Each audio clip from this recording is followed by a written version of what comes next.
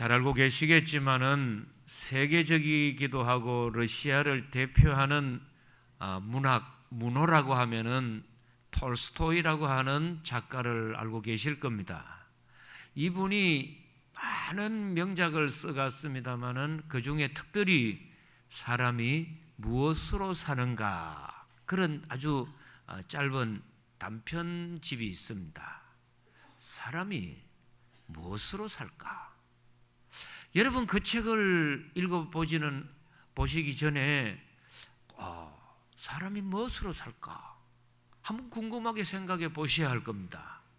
그래서 이 톨스토이는 그 작품을 써내려가면서 구두 깁는 수성공이 구두를 이제 만들고 팝니다. 근데 성탄절이 가까이 오는데도 수금이 되지 않으니까 돈을 받지 못해서 화가 났습니다. 돌아오는 길에 술을 퍼마신 겁니다. 그리고서는 오는데 교회당 옆을 지내오는데 날씨가 엄청 춥습니다. 코끝에서 찬바람이 돌고 외투에 깃을 세워도 추워서 웅크리고 이렇게 오는데 깜짝 놀라는 걸 봅니다. 교회당 옆에 뭐 시커먼 게 서 있는데 보니까 뭔가 가만히 봤더니 사람인데 남자인데 이 남자가 이 추운 겨울에 아무 옷을 입지 않고 빨가벗고 서 있는 겁니다. 그래서 처음에는 저 남자가 저렇게 서 있다가 지나가는 여자들에게 뭐 못된 짓을 하려고 저렇게 있을까? 그렇지만은 그게 좋을지 모르지만 이 추위에 저렇게 서 있는 거는 보통이 아닌데 뭐 다른 사연이 있지 않겠나 하고 자세히 보니까 옷을 헐벗고 먹지 못하고 자지 못하고 헐벗어 가지고 오돌오돌 떨면서 죽기 일보 전인 겁니다. 근데 그곳이 어디냐? 교회당 옆입니다.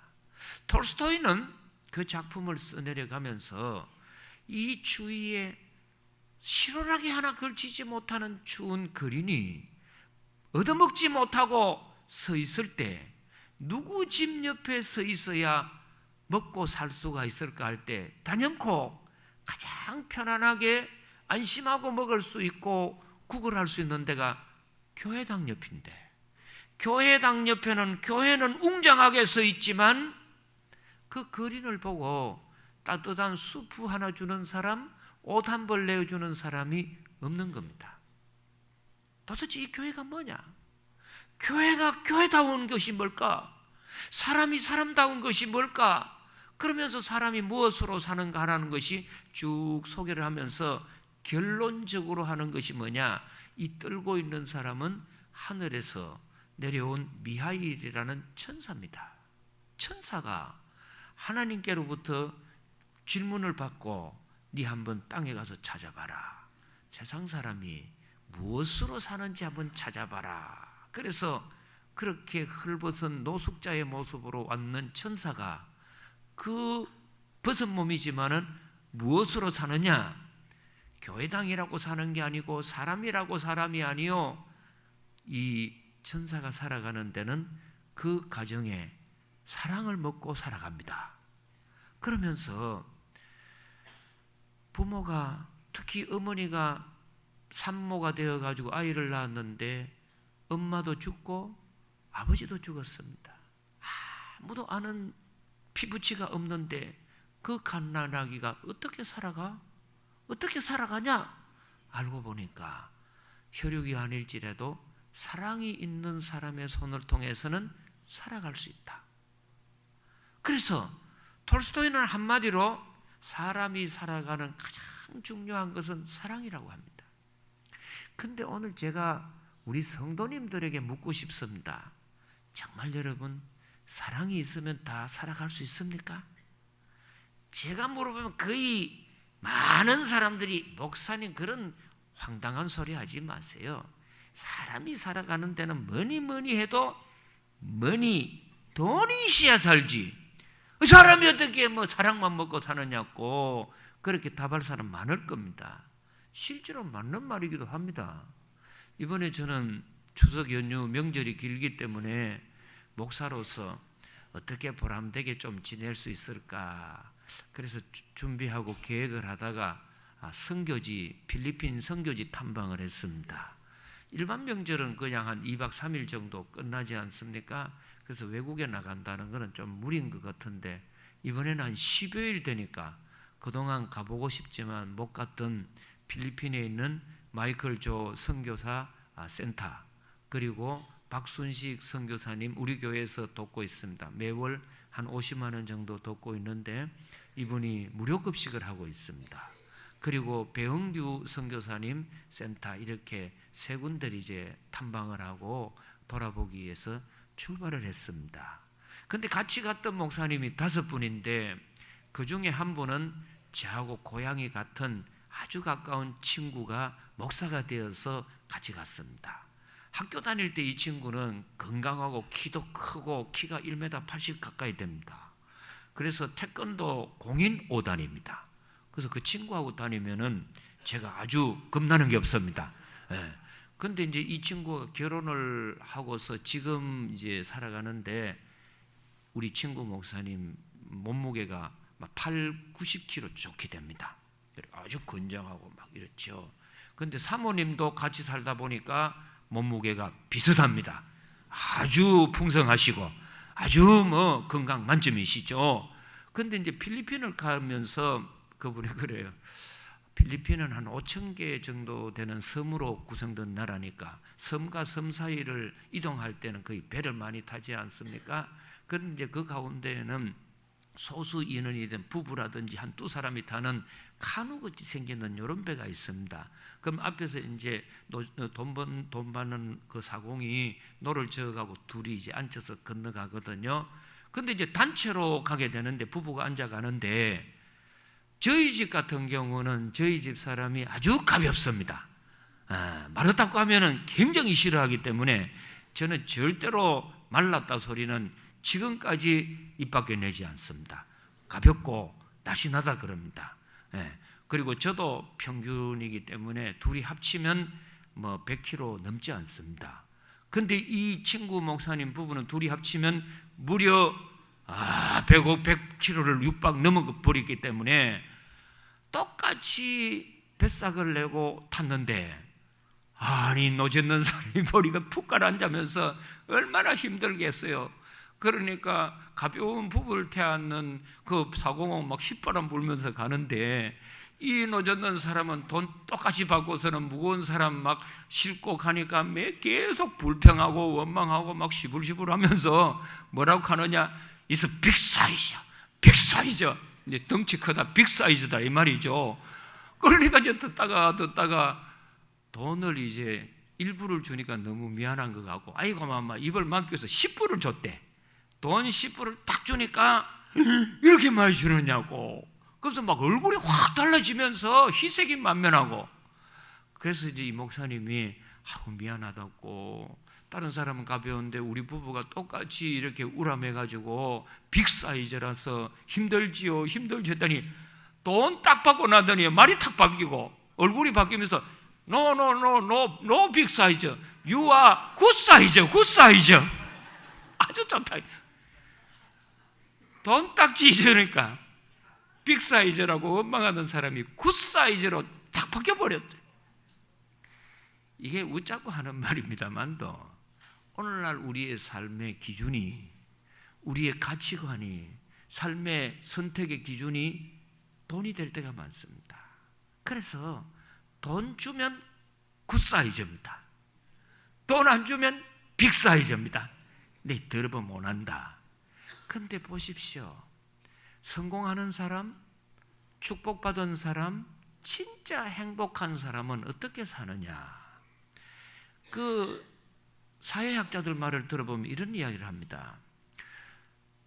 앞서가는 사람에게는 3단계의 종류가 있는데 첫 번째 유형의 사람은 모든 일을 하게 될 때에 타고나거나 재능이나 돈만 보고 그걸 선택한다는 거죠. 그래서 어릴 때 실제로 천재적인 아이 어릴 때부터 천재라고 듣는 사람들이 많습니다. IQ가 150, 200 되는 사람, 저희들 어릴 때에도 이영웅인가 하는 그 분이 계셨는데 굉장했어요. 그래서 어느 신문기자가 천재적인 사람이 어떻게 되었나 하고 나이가 50대 될 때 보니까 평범한 셀러리맨이 되어 있더라.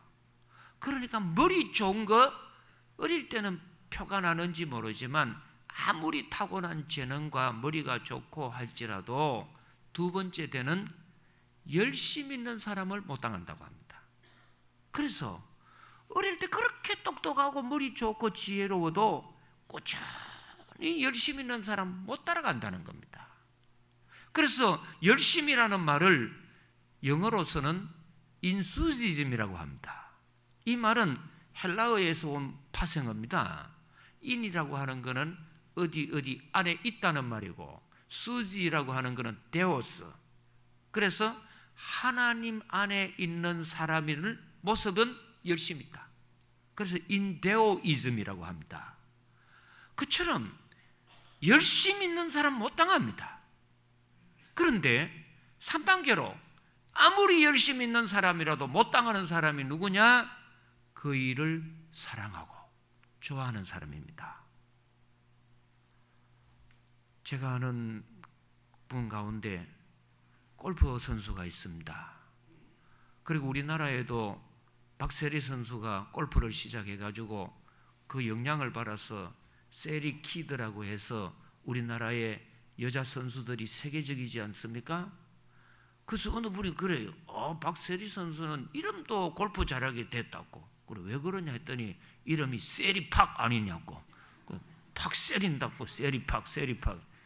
그 이름도 좋지요. 근데 그 어린 시절에 제가 한번 이야기를 들어봤습니다. 아버지가 어린 박세리 씨를 데리고 골프장에 갔다는 거 연습하러. 그래서 이제 골프 연습을 하고 있는 도중에 갑자기 급한 전화가 와서 그 박세리 딸 보고 이야기를 합니다. 아빠가 급한 일이 있는데 1시간 내로 올 테니까 혼자 이 연습하고 놀 수 있겠지. 괜찮다고 다녀오라 그러더래요. 그래서 아버지는 1시간 안에 온다고 생각했는데 급하게 가가지고 일이 자꾸 이제 길어져 가지고 나중에 보니까 1시간이 얼마가 되네? 5시간, 6시간이 넘어서 저녁이 되었더라는 거죠.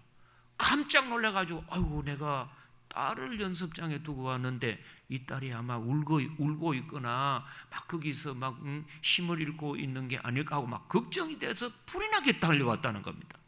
그런데 그 따가 보니까 그 어린 딸이 재미있게 그 골프 연습을 하고 있더랍니다.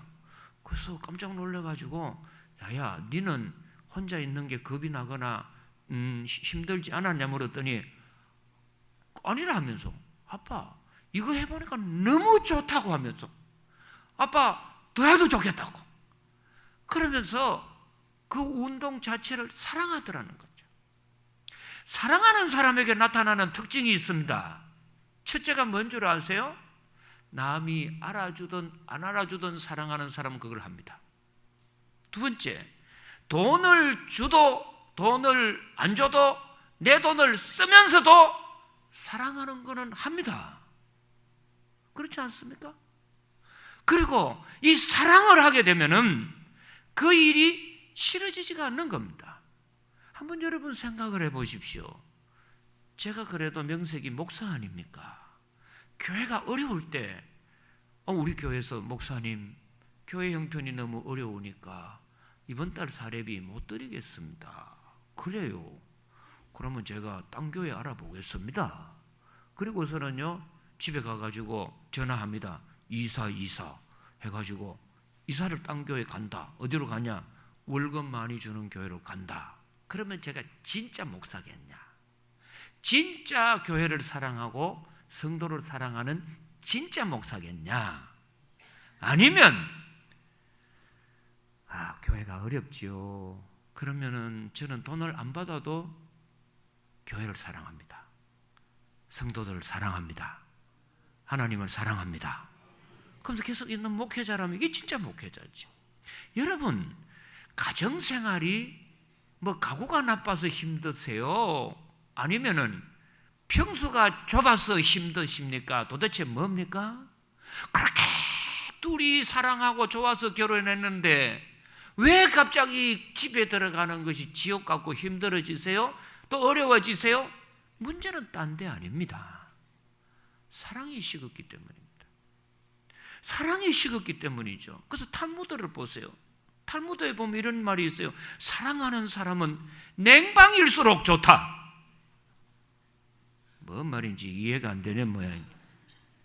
그러나 서로 미워하는 사람은 아무리 넓은 방도 좁다고 했어요.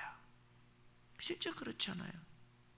그래서 진짜 우리가 살아가면서 직장 생활하실 때 나를 한번 점검해 보셔야 합니다. 이 직장이 힘든 이유가 진짜 힘든 거냐? 내가 이 직장을 사랑하는 마음이 없기 때문이냐? 좀 더 이야기하면은 우리 교회가 좋아지냐 싫어지냐 할 때 그 마음은 교회 때문이냐 아니면 내 믿음에 주님을 사랑하는 마음이 식어졌기 때문이냐? 그래서 보세요. 로마서 13장 10절에 보니까 사랑은 율법의 완성이니라. 사랑은 율법의 완성이니라.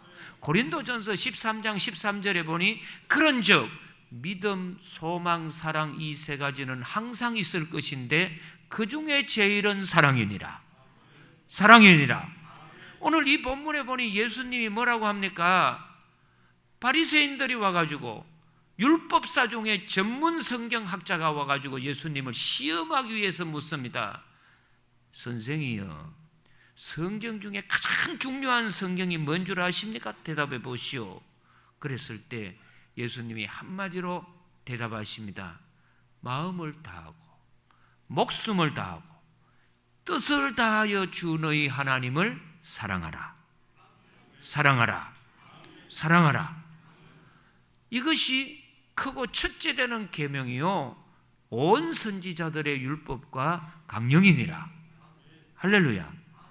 그러니까 우리가 살아가면서 진짜 우리 성도들이 하셔야 할 일이 뭐냐? 하나님 사랑하기를 원합니다. 하나님 사랑하기를 원합니다. 자, 오늘 본문 보겠습니다. 34절 보십시오. 거기 보니까 예수께서 사두개인들로 대답할 수 없게 하셨다 함을 바리새인들이 듣고 모였는데 그 중에 한 율법사가 예수를 뭐하기 위하여 묻습니까?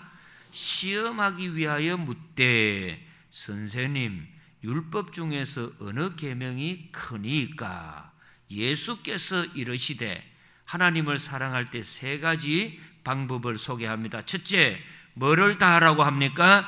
마음을 다하고, 두 번째, 목숨을 다하고, 세 번째, 뜻을 다하여 주 너희 하나님을 사랑하라 하셨으니 이것이 크고 첫째 되는 계명이요.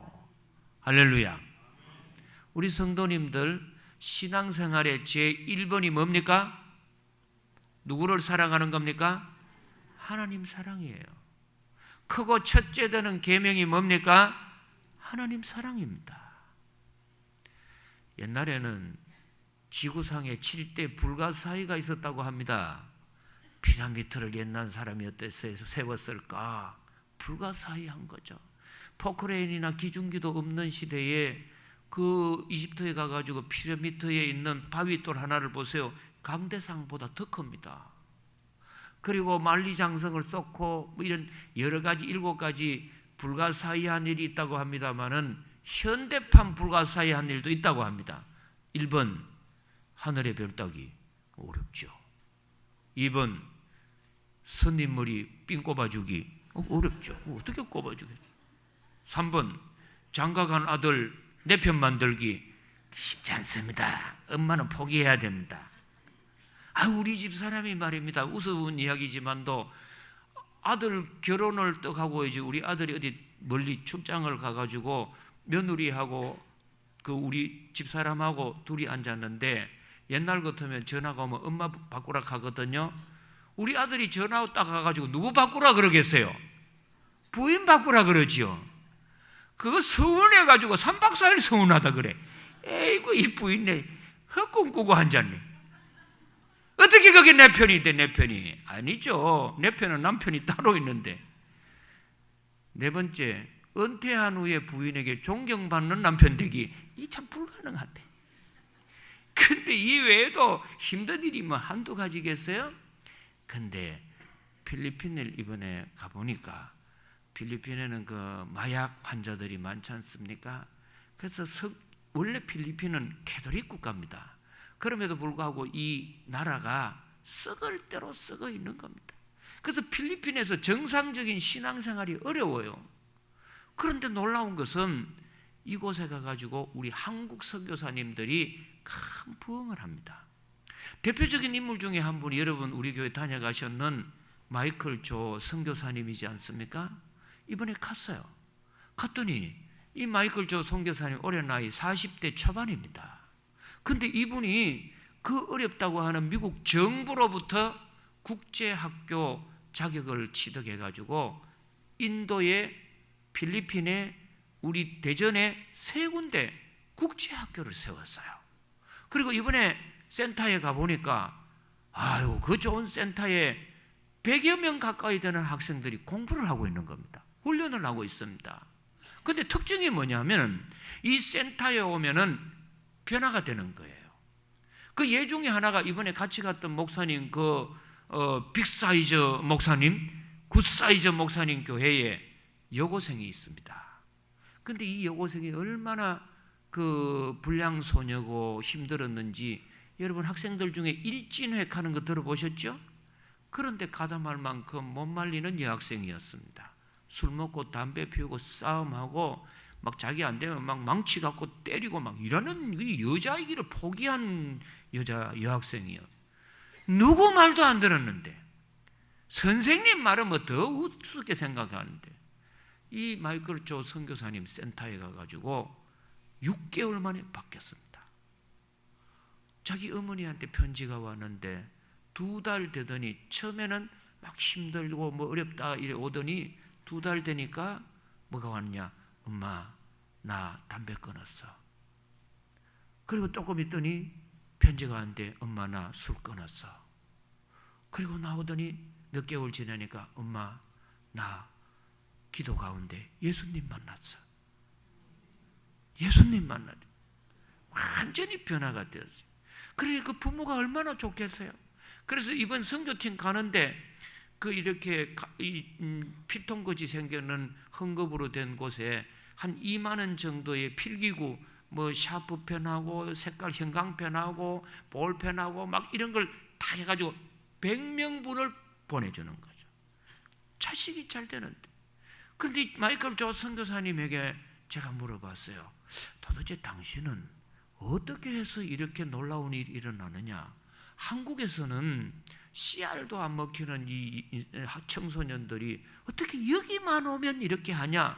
그랬더니 딱 한마디 하셨어요. 하나님이 하십니다. 주님이 도와주십니다. 그러면 당신은 어떤 믿음으로 하나님을 대하냐? 제 마음은 딱 하나입니다. 하나님을 목숨을 다하여 사랑하고 뜻을 다하여 사랑하고 마음을 다하여 사랑합니다. 저는 돈 보고 이거 하지 않습니다. 돈 보고 제가 했다면 서울에 있는 시사 영어 그 학원에서 연봉 1억에서 5억 억대 연봉을 받아가지고 학원 강사로 있을 때 거짓 하는 게 낫지. 이거 제가 왜 합니까? 저는 돈을 사랑하지 않습니다. 세상을 사랑하고 제 자신을 사랑하지 않습니다. 오로지 제가 이렇게 하는 것 깨닫고 보니 가장 나를 사랑해 주는 분은 하나님밖에 없습니다. 주님밖에 없습니다. 주님을 워낙 주님이 자기를 사랑하니까 자기가 할 수 있는 일은 주님 사랑하는 것밖에 없습니다. 그래서 주님 사랑하는 마음으로 일을 시작하니까 무슨 일을 하더라도 하나님이 도와주시더라는 겁니다. 할렐루야. 그리고 이제 그 조 선교사님 센터를 이제 나와서 갔던 곳이 배흥규 선교사님 센터를 갔습니다. 이곳은 대구 우리 동산 신학원을 졸업했는 선교사님이에요. 공부를 크게 많이 하지 않는 선교사님인데 얼마나 센터를 잘 운영하는지 모릅니다. 필리핀에 가셔가지고 이분이 집이 아마 어성 그 골짜기에 집이 있다 그래요. 그 부모님들은 다 농사 짓는 이런 분이기 때문에 뭐 유산도 많이 받지를 못했죠. 근데 필리핀에 와가지고 20년 지금 사역하는 가운데 교회를 몇 개를 지었느냐? 26개를 지었다는 겁니다. 그럼 어떻게 그렇게 26개를 지었냐 했더니 놀라운 것은 하나님이 보내주신다는 거죠. 교회 세울 분을 보내주신다는 거죠. 그래서 제일 최근에 26번째 세웠던 교회 이야기를 해줍니다. 갑자기 마닐라 시내에 서울 어느 큰 교회 권사님 두 분이 오셔가지고 마닐라에 목사님들을 찾아왔다는 거죠. 그래서 마닐라에는 한인 선교사님들도 많고 필리핀 선교사님도 많은데 그걸 어떻게 찾아왔냐 보니까 이분들이 적금을 들어가지고 11조로 남는 돈이 두 권사님이 1억이더라는 거죠. 그래서 이 1억을 딴 데 쓰지 말고 필리핀에 가서 교회를 세워라. 그러면 어디에 가서 누구를 만나 교회를 세울까요? 해도 응답하고 일단 필리핀을 가라는 거죠. 돈 가지고. 그래서 1억을 가지고 달러를 해가지고 필리핀을 오신 거예요. 그 사람을 한 달 동안 찾아도 사람을 못 만나고 목사님을 못 만났는데 배은규 선교사님을 딱 만난 그 자리에서 깜짝 놀라더니 어제 밤에 하나님께서 기도 중에 하신 그분 목사님이 또 가닥하면서 그러면서 선교사님을 통해서 하나님이 이 일을 이루시기를 원하시는 모양입니다. 그러면서 1억을 맡기더랍니다. 근데 자기는 이미 25곳 이상 다 교회를 세워서 파송을 해놓았기 때문에 자기가 더 이상 이제 하려면은 새로 또 원주민 목사님을 모셔야 하는데 누가 좋을까 하고 기도를 해보니까 수없이 많은 필리핀 원주민 목사님 가운데 한 분이 딱 떠오르더랍니다. 피트라고 하는 베드로라고 하는 목사님입니다. 지금 이 영상에 있는지 모르겠는데요. 제가 만났어요. 지금 이건 다른 분이신데요. 근데 이분이 당신은 어떻게 해서 하나님께서 1억이라는 큰 돈을 이렇게 보낸 것 같습니까? 이렇게 물어봤습니다. 왜 그러냐면은 필리핀에는 은퇴하신 분들이 가 살기가 너무 좋은 곳입니다. 왜 그러냐면은 한 달에 가정부가 오셔가지고 잠을 자면서 한 달 지나는 동안에 그 가정부 사례로 주는 금액이 10만 원에서 20만 원입니다. 기사부는 20만 원에서 30만 원 정도. 그러니까 웬만하면은 뭐 한국에서 20-30만 원 같으면 하루 저녁에 회식 식사비도 안 되잖아요. 그런데 1-20만 원 있으면 가정부가 한 달 와 있게 되고 운전기사가 있으니까 막 은퇴한 분들 많이 가죠. 그래서 이제 그렇게 한데 그 1억이면요 필리핀에서는 10억 가치가 있습니다. 그런 교회를 짓는데 이 목사님이 원주민 목사님 베드로 목사님이 선택된 거예요. 그래서 이 배선교사님 그 목사님한테 물어봤대요. 어떻게 하나님이 당신을 선정했는지 모르겠다고 했더니 주위 목사님들이 똑같이 하는 말이 저분은 하나님을 사랑해서 목회합니다. 돈 보고 목회하지 않습니다. 명예나 자기 욕심으로 하지 않습니다. 직업의식이 아닙니다. 진짜 저분 하나님 사랑하는 분입니다. 그 마음을 가지고 하니까 하나님이 생각지도 못한 축복을 안겨주시는 거예요. 그리고 박순식 선교사님 계시는 무료급식회를 갔더니 탁 들어서는 순간에 너무 오지에 힘들게 사는 모습을 딱 보고 눈물이 흘렀습니다. 왜 그러냐면요, 저곳은 우리 대구 같으면 제일 가난한 빈민촌, 외국에 나가면 슬램가라고 있어요. 그런 곳에서 살더라고요. 이 선교사님은 결혼해가지고 아이 딸 하나 놓고 나서 남편이 바람이 들어서 딴 남자 만나고요, 딴 여자 만나가지고 이혼하고 가버렸어요. 그래서 너무너무 막 괴로워가지고 하다가 아이 하나 데리고 예수님을 믿고서는 진짜 주님 사랑하는 마음으로 내가 필요한 인생이 아니요 주님이 필요한 사람이 되기를 원합니다. 그러면서 내가 선택하는 것이 아니요 주님이 선택하는 것 가기를 원합니다 하고 간 곳이 캄보디아 오지였어요. 거기 제가 가가지고 집사람하고 가서 만났더니 전기가 들어오지 않는 거예요. 낮에 온도가 30도 40도 올라가는 캄보디아에 전기가 들어오지 않아요. 냉장고도 없고 에어컨도 없고 선풍기도 없어요. 여기서 어떻게 살아? 우리는 못 살 것 같아. 3, 40도 되는데 여러분 진짜 살 수 있겠어요? 꼭 살 수 있는 것처럼 가만히 앉아 있는데 음식 금방 상해요. 온몸에 땀띠 다 나죠. 그런데 어떻게 살았더니 딱 한마디, 주님이 지켜주십니다. 제 마음에는 살다 보니 누구도 보다 주님 사랑할 사람밖에 없습니다. 왜? 주님만이 저를 제일 사랑해 주십니다. 이해타산을 떠나고 모든 걸 계산을 떠나가지고 나를 진심으로 사랑해 주는 분은 주님밖에 없습니다. 그래서 1년 딱 있다가 하나님이 필리핀으로 옮겨주셨어요. 거기서 보니까 완전히 빈민촌이고 거기에 사는 사람들은 전부 보니까 막 좀 인상들이 좀 안 좋더라고요. 막 그리고 가난한 곳에 있으니까 도둑도 많고 점도둑이 얼마나 많습니까? 술지정하고 막 그런 곳인데 그래 여기서 여자 몸으로 딸 하나 데리고 어떻게 살았어? 했더니 목사님 일반 사람은 들어오면은 여기 다 못 삽니다. 필리핀 현지 한인 선교사님도 여기 와보고 놀라는 거예요. 여기서 어떻게 사십니까? 그런데 이 선교사님은 10년을 사셨는데 놀라운 것이 뭐냐? 주님이 지켜주시더라는 겁니다. 그래서 제일 기도 제목이 큰 것이 병든 거거든요. 의료보험도 없고 거기 있으니까 한국을 10년 지나는 동안에 한 번도 안 나왔어요. 웬만하면은요 선교지 가가지고 1년 2년 지내면 다 옵니다. 향수병도 있거든요. 그런데 어떻게 되었는지 여자 몸으로 10년을 지나면서도 그곳에 계속 계시고 한국을 한 번도 안 나오셨대. 어떻게 그렇게 있었어? 여자 몸으로 혼자 있는가 하면 남자들이 이 슬램가에 빈민촌의 남자들이 무식하고 폭력적이라서 어떻게 할지 모르고 변을 안 당했냐 했더니 다행스럽게 그렇지 않습니다. 우리 집에는 딴 집은 다 도둑 맞고 해도 제가 있는 곳은 도둑이 들지 않습니다. 하나님이 저를 지켜주십니다. 다니엘이 사자굴 속에 들어갈 때 지키시듯이 저를 지켜주십니다. 그래, 박 선교사는 무슨 마음으로 이렇게 하고 있어? 물었더니 목사님 저는 딱 하나입니다. 하나님 사랑하는 마음으로 여기 와 있습니다.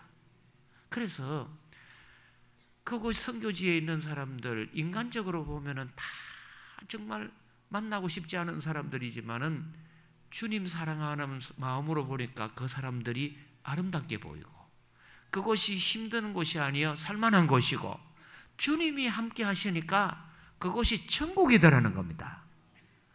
그리고 더 놀라운 것은 필리핀에서 제일 큰 교회로 하고 있는 교회가 CCF라고 하는 교회입니다. 영어로 하면은 크라이스트 커미션 펠로우십 처치입니다. 이 교회가 말이죠. 지금 있는 담임 목사님인데 저분 이름이 피터 탱강가 뭐 그렇습니다. 태강가 하는 그런 목사님인데 중국계 피를 이어받은 필리핀 사람이세요. 이분이 처음에 개척을 할 때에 새방에서 개척을 임대로 했습니다. 그러니까 뭐 사람들이 그 개척교회에 부담스럽게 안 오지 않습니까? 그러다가 이분이 성경을 볼 때 신앙생활에 가장 중요한 거는 바로 뭐냐? 이것은 하나님 사랑하는 마음이 되어야 한다. 직업의식 이전에 하나님 사랑하는 마음이 되어야 한다. 그래서 내 생명보다 더 하나님 사랑해야 된다. 이 마음을 바꿔가지고 개척을 시작했더니 놀라운 것이 하나님께서 사람을 보내주시더랍니다. 하나님이 사람을 보내주더랍니다. 일꾼을 보내주시고. 그런데 신기한 것은 뭐냐 하면은 한 분은 젊은이들 몇 명이 들어왔더래요. 가만히 보니까 술을 먹었는지 어떤지는 모르지만은 들어왔는데 그 설교를 끝까지 듣더랍니다. 근데 이 중에 한 명이 누구냐 하면은 필리핀의 백화점의 왕이라고 하는 SM 백화점의 그 재벌 아들 되는 사람 중에 한 명이 그 온 거예요. 그 청년 무리들 중에 이 청년은 그 코케인이라고 하는 마약하고 막 도박하고 막 이런 청년이고 아주 제정신이 아니고 휘청거리는 젊은이였습니다. 그런데 여기 와가지고 말씀을 듣는 도중에 예수님을 만났어요. 변화가 되었어요. 마약도 끊고 도박도 끊고 다 끊고 새 사람이 된 겁니다. 얼마나 부모님이 감사하고 기쁘겠어요? 좋겠습니까? 그래서 이제 이 아들이 엄청난 재벌의 자녀니까 한 번은 친구 보고 묻더랍니다. 이 개척교회에 내가 해줄 게 뭐가 있을까? 뭘 해줘야 교회가 도움이 될까 하니까 지금 이 조그마한 공간에 교인은 많고 들어올 때는 자꾸 비춰보니까 교회를 하나 지어주면 좋겠다. 그랬더니 말이죠. 이분이 어떻게 며칠 뒤에 헌금을 했어요. 건축 헌금을 했어요. 얼마를 했느냐? 2,500억을 합니다.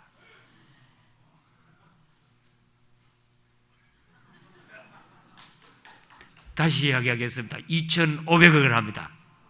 할렐루야. 우리 박수로 한번 하겠습니다. 그렇게 세워진 교회를 보세요. 10층이에요. 저 목사님의 설교의 내용, 목회의 중심, 삶과 내가 목사를 하지 않는 평신도가 될지라도 내 마음속에 딱 하나다. 누구를 사랑해요? 하나님 사랑한다. 그 마음을 가지고 하니까 하나님이 채워주는 겁니다. 저는 우리 성도님들이 하나님 손에 들려있는 선물꾸러미, 명절에 오는 아들과 딸의 선물꾸러미를 보고 좋아하고 싫어하는 그런 기준이 아니요, 하나님 자체를 사랑하기를 원합니다.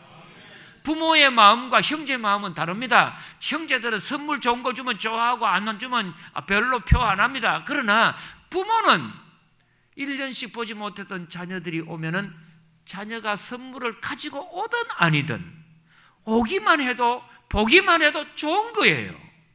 저는 우리 성도님들이 이런 믿음 되기를 원합니다. 하나님 그분 자체로 사랑하기를 원합니다. 이럴 때 하나님의 큰 은혜가 우리 성도님들에게 임하기를 축복합니다. 축복합니다. 기도드립니다. 하나님 아버지, 조건과 선물꾸러미를 보고 좋아하는 사람이 아니요 믿음이 되지 말게 하시고 정말 나를 사랑하시는 하나님을 깨달아 주님을 사랑하는 저희들 되게 하여 주옵소서. 예수님 이름으로 기도드리옵나이다. 아멘.